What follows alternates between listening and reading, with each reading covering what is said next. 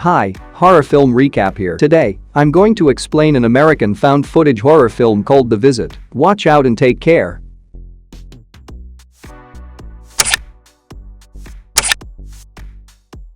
Two siblings from Philadelphia, 15-year-old Becca and 13-year-old Tyler, prepare for a 5-day visit with their grandparents while their divorced mother Loretta goes on a cruise with her new boyfriend. Loretta reveals that she has not spoken to her parents in 15 years after marrying her high school teacher, of whom her parents disapproved. Having never met their grandparents, the teens plan to record a documentary film about their visit using a camcorder. At the train station, Becca and Tyler meet their grandparents for the first time, whom Becca refers to as Nana and Pop Pop. The kids are very happy seeing their grandparents for the first time. Arriving at the house, Becca is busy recording all activities with Tyler using her camera. Nana is also very happy with the presence of her grandchildren. Tyler and Becca get settled into their room upstairs, which used to be their mother's. So far, everything seems very normal. Things start out very well. Tyler and Becca are both given the freedom to explore. They are having a fun day together exploring the surroundings. At night, Grandpa comes into their room to give them some information. In this house, they have to obey some rules. Becca and Tyler are instructed to never go into the basement because it contains toxic mold and that bedtime is at 9:30 p.m.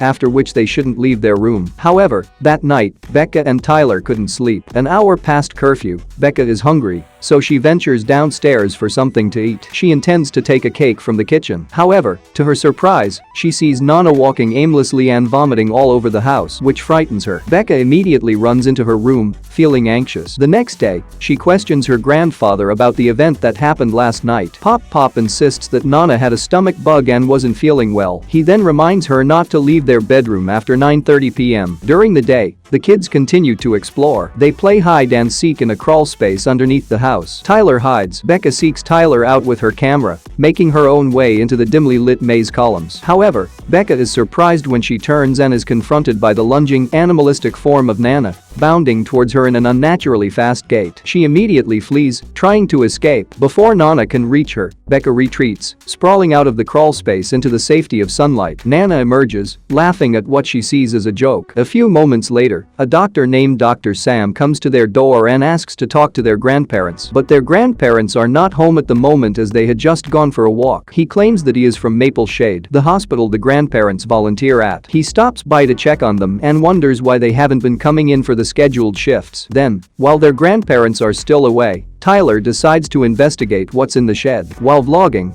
he sneaks inside and finds in the corner a pile. He gets closer to see what it is and discovers it's used adult diapers. After their grandparents return home, Pop Pop takes Becca and Tyler through the town. He shows the school their mother used to study at. A moment later, however, Pop Pop tells them to leave because they're being followed.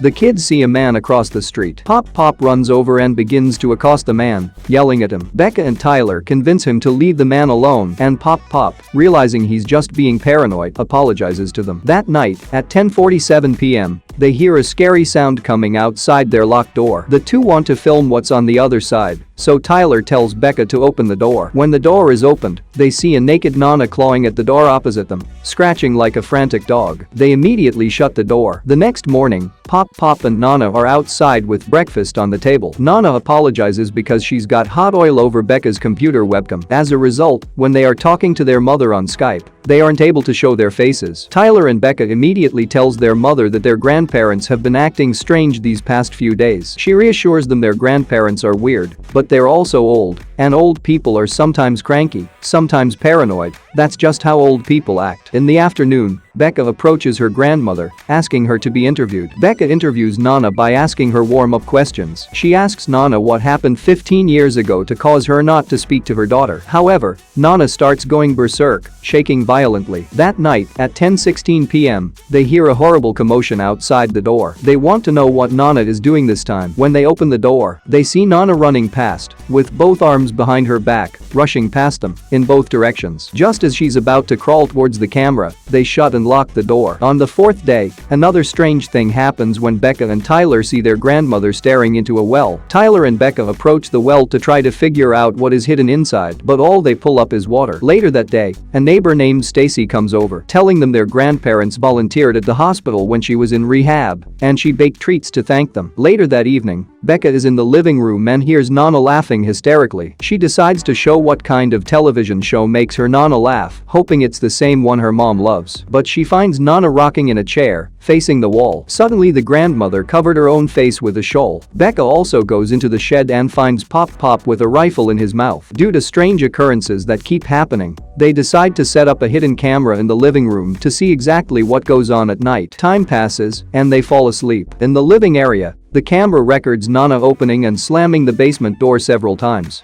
She picks up the camera and then films herself going into the kitchen where she grabs a butcher knife.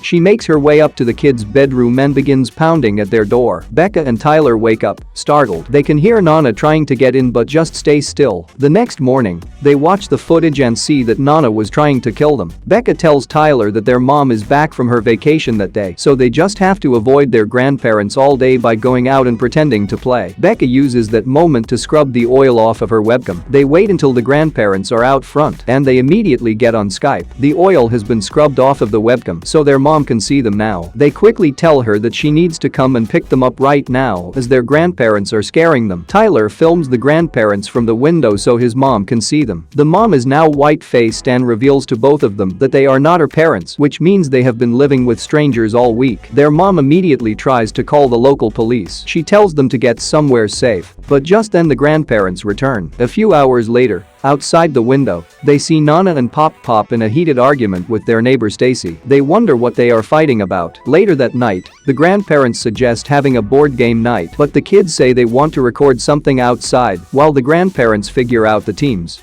They head for the yard only to see Stacy hanging dead from a tree. Pop appears and tells them they already have the teams old versus young. The kids are forced to play Yahtzee with the fake grandparents. Becca excuses herself from the game, saying she's got to film something real quick. Tyler, who is now left alone, begins to feel strange things. Pop suddenly walks away from the table and Nana is seen eating cake unnaturally. The old man returns to the table and approaches his wife, who suddenly freezes. Becca goes down to the basement, explaining to the viewer that she thinks her real grandparents have been trapped down there, and that's why Pop told them to stay away. Becca begins calling out for the real Nana and Pop, but doesn't hear a response. In the corner, she sees a dumpster and hurries over to it. Inside, she sees something from Maple Shade, which she now learns is a psychiatric hospital. She also finds a family photo of her real grandparents. She digs some more and, to her surprise, she finds the corpses of her real grandparents. Immediately behind her, Pop has appeared. This is where he reveals everything. He and the woman Becca knows as Nana were patients at a nearby mental hospital where the real Nana and Pop were regular volunteers. When they told them about their upcoming visit with their grandchildren, the two imposters decided it would be fun to experience in their place. So they murdered their real grandparents and took their place. It is also revealed that fake Nana once had children of her own. Therefore, a few days ago, the grandmother was seen staring into a well because she remembered that 35 years ago, she deliberately threw her child into the well. Furthermore, it is also revealed that Nana experiences something called sundowning, which is a form of dementia that happens when the sun sets. That explains why fake Nana is often increasingly confused at nights and prone to erratic behavior in low lighting. Throughout the movie, other folks from the hospital have been stopping by the house to check up on their grandparents, but fake grandparents have conspired to be out for a walk during these visits. After the revelation, Pop